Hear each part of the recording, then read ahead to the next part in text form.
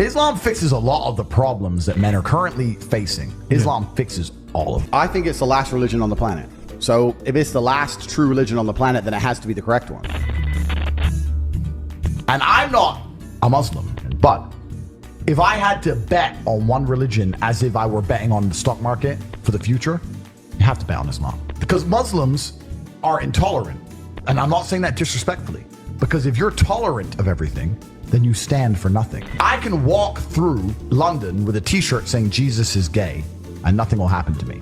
If I did the same thing with the Islamic prophet, I'd be dead before I got to the end of the street. Boom. That's how much they believe and respect. And I respect people who stick up for what they believe in. And I've been all around the world. Some of the best countries in the world today are the first world Muslim nations. Yeah. You can go to Qatar, you can fall asleep with $1 million on your lap in the middle of the street. Nothing's going to happen. Saudi Arabia as You well. can go to Saudi, nothing will happen to you. You can go to Dubai, UAE, nothing's They going to happen leave their to you. cars parked with the keys inside. It's so safe. Women, everyone's married. Every woman obeys her husband. Every single woman has 4, 5, 6 kids. Big families. All the things we're talking about, all the problems we have here, right? They've got none of that. None of it. Because of Islam. Women have big families. Women are exceptionally happy to do so. Society is functioning. Their population is growing, because in most Western countries, the population is declining. So we have population problems in the West. They have none of the population problems. Society starts at the smallest possible group. You have families, and families make a street, and that street makes a village, and that village makes a town, that town makes a city, and that city makes a country. So if it's broken at the very fundamental level, if its family level is broken, then it's broken the whole way up. Yep. And that's what's happened in the West. And the first world Islamic countries have none of those problems. So if you're going to talk about a belief system that fixes issues, you need to go to Islam. Even though I wouldn't identify as a Muslim, I have absolute respect for the ideology, respect for the mentality, respect for the warrior aspect of it. I know you're interested in Islam. Yep. So you don't have to accept this, but this is a choice. I will accept it. English translation of the Quran. So if you want to Amazing. seek more knowledge, Thank you very much, bro. I appreciate that very, very much. Of that. I'm always out for knowledge, my friend. Thank you very, very much. My invitation to anybody is put your preconceived notions aside. Take what you may have heard about Islam, what you may have thought about it from your own faith tradition's point of view. Put all of that aside. Read the Quran neutrally and get an unbiased impression. So I'm just going to read this for myself with no other influences as much as possible. At the end of the day, human beings are going to have some bias or the other. But as much as I can consciously be disconnected from bias and give it a shot and read it, I think that would be my invitation to anybody. And I would think it's really difficult to not walk away truly being moved by what you're being exposed to, truly being hit by what you're exposed to. I've yet to read the Quran, but it's certainly something I'm going to do. I'm going to read it without a preconceived notion, without a preconceived idea. And I think that's the best way to do things, because you're right. There's too much bias in the world.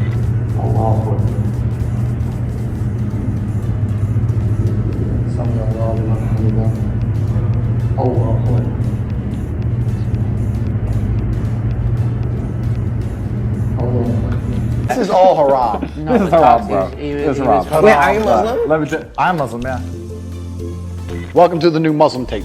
I was born in a Christian country. I was raised as a Christian, and I've always been very respectful of Islam, and it's become more and more obvious to me and more pertinent that Islam is the last religion on the planet. I feel like there's no other religion. People say to me, why did you convert? And I said, I don't really feel it as a conversion. It's almost like I knew God was real and now I've become religious. And also, Islam very closely reflects my personal beliefs. Through my personal life, I've learned that if you don't have standards and you're not a strong person who's prepared to defend his ideas, you will be crushed. God to me is something to be feared. God to me is someone that people are afraid to mock. God to me is someone that you have to go out of your way to prove something to. God to me has red lines. Like, God to me represents the Islamic faith. The Christian God to me, I don't see God. To me, it was the only logical choice in the end. There was a time when I was atheistic. And the reason I am now so absolutely certain that God is real is because I've seen evil. I've seen shaitan. I've seen it. When you see enough evil, you realize that there must be an equal and opposite force. And there are people out there in the world today doing the work of the devil, genuine demons, who are trying to destroy the baseline morality that's inside of all of us. We're all born with some kind of morality, and they're trying to destroy it. And this is why perhaps I found God the way I did, because I understood all these things first, and then I saw the Quran, and it confirmed so many things for me. Like even the conversations I've been having so far, so many things have been confirmed, and it's amazing the knowledge that's inside of it, which is so applicable today. For an old book, right? It's supposed to be old, but it seems so timeless. But it's truly amazing. I think when you have negative experiences, and I'm talking about truly negative experiences, I've had a few where you come close to losing your life, or you meet other people who come close to losing their lives. Nobody's an atheist at the end, my friend. Atheists stop being atheists quickly when the game gets real. So all of us innately understand in God. The most atheist man alive will pray if he really needs help. And also, if we're going to talk about happiness, we're here to be happy and we're here to enjoy ourselves. It's through God that you're happy and enjoy yourself. It's not through that black hole of hedonism. It's not through endless and supercars and booze. And it's not those things. You can find any man who goes down that hole and tell me, are they happy? The answer is no.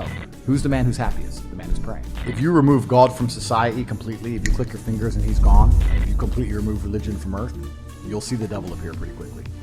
You'll see mass breakdown of society. Yeah. You'll see crime. You'll see rape. You'll see murder. You'll see theft. And then you'll understand that God is a real force. I just truly respect and understand that God is real. And I truly respect and understand that with my own eyes, what I've observed, the truest way to show respect to God is through Islam.